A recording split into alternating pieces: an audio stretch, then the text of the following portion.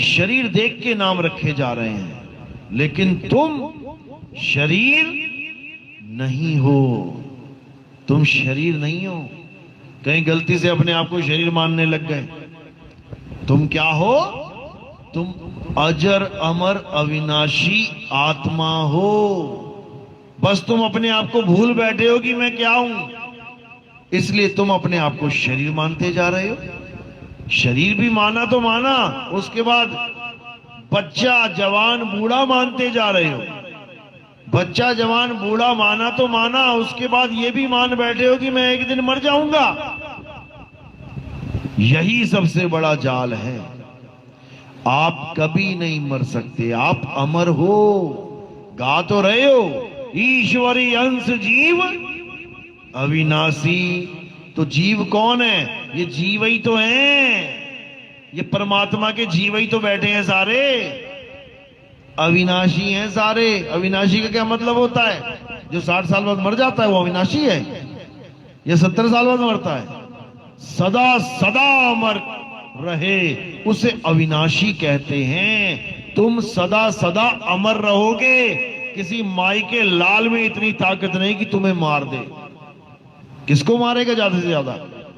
इस काया को, शरीर को। ये तो बिना मारे भी मर जाएगी एक दिन। बिना मारे भी एक दिन मर जाएगी। शरीर छोड़ के चले जाओगे, मर गई।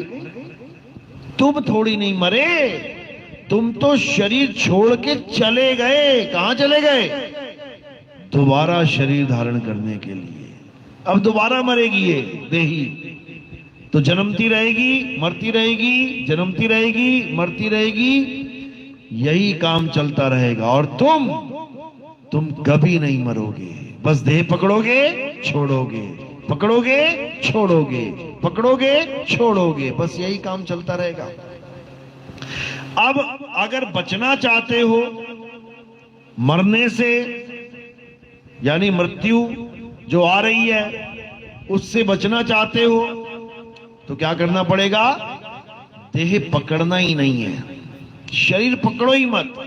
और जब पकड़ा ही नहीं तो छोड़ोगे कैसे? जब जन्म ही नहीं लिया तो मरोगे कैसे? हालांकि मरता जन्म लेता शरीर है, लेकिन तुम्हें ऐसा आभास होता है कि मैं शरीर ही हूं, इसलिए तुम्हें लगता है कि हां मैं मर रहा हूं, बचाओ मुझे। जबकि तुम कभी मर ही नहीं सकते। अरे हम ना मरिब, मरिब संसारा, हमको मिला जियावन हारा। हमें वो आत्मदेव मिल गया, जियावन हारा मिल गया, जो सारी दुनिया को जीवन दे के बैठा हुआ है।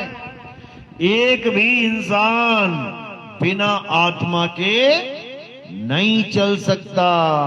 समझ लो इसको।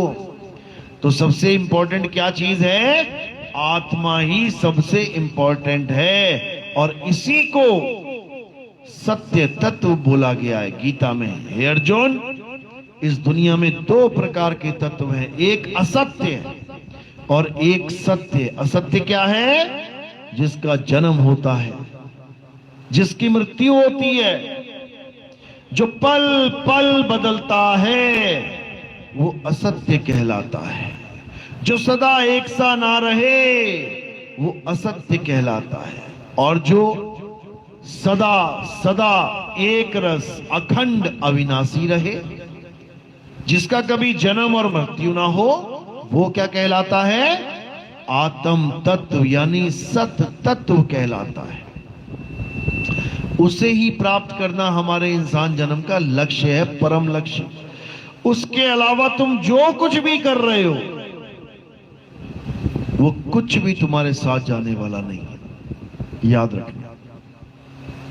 तुम मंदिर जाते हो,